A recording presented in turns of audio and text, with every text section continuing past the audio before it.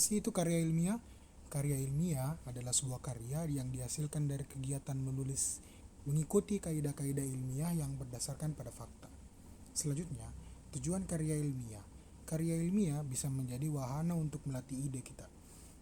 Dua, menjadi wahana transformasi pengetahuan antara sekolah dan masyarakat. Ketiga, untuk membuktikan pengetahuan dan potensi ilmiah yang dimiliki oleh siswa-siswi di berbagai sekolah. Selanjutnya, apa sih manfaat karya ilmiah?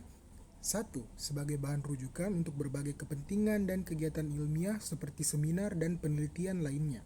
Kedua, sebagai sarana edukasi untuk menyebarkan kebenaran ilmu tertentu seperti fisika dan sebagainya. Kemudian, apa sih ciri-ciri karya ilmiah? Ciri-ciri karya ilmiah yang pertama adalah sistematis, yaitu mengikuti pola yang baku. Yang kedua adalah objektif. Teori dibuat berdasarkan pada hasil data yang diperoleh tentang objek, bukan berdasarkan pandangan pribadi penulis. Tiga, mengikuti akal sehat atau logis.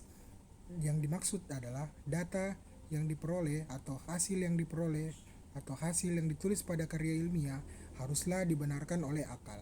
Yang keempat, karya ilmiah haruslah bersifat faktual. Yang dimaksud faktual adalah karya ilmiah harus berdasarkan pada fakta yang diperoleh melalui pengujian empiris, bukan melalui imajinasi penulis. Setelah mengenal ciri-ciri karya ilmiah, selanjutnya kita membahas jenis-jenis karya ilmiah. Yang pertama adalah karya ilmiah populer.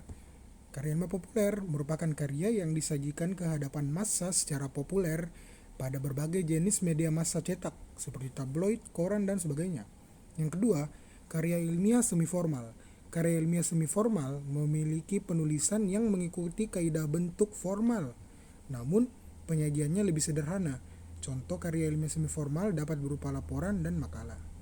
3. Karya ilmiah formal.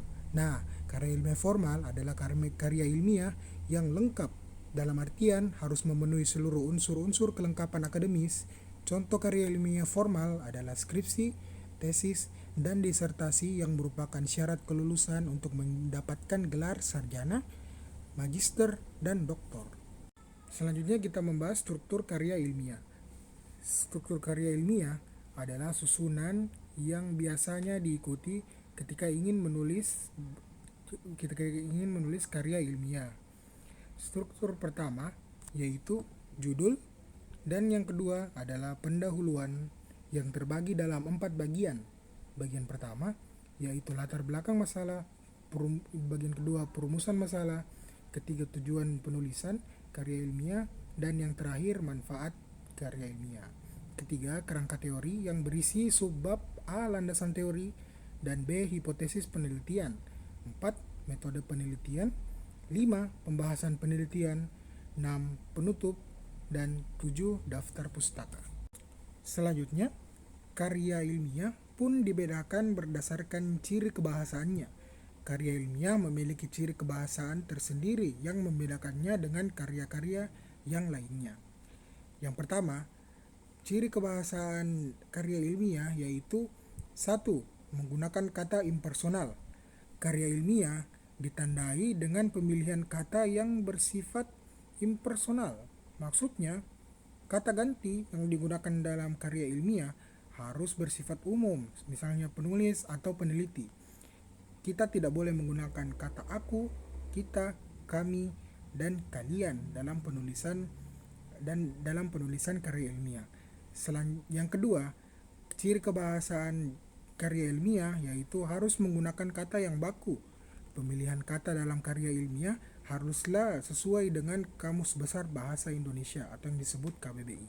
Ketiga, karya ilmiah haruslah menggunakan kalimat efektif. Dalam artian, dalam menyusun karya ilmiah, hindari menggunakan kata atau frasa yang berulang-ulang tanpa alasan yang jelas, sehingga dapat mempermudah pembaca dalam mengerti karya yang kita tulis, sementara mempermudah kita dalam menulis karyanya. 4. Menggunakan bahasa denotatif, yaitu adalah bahasa yang memiliki arti dan makna sebenarnya.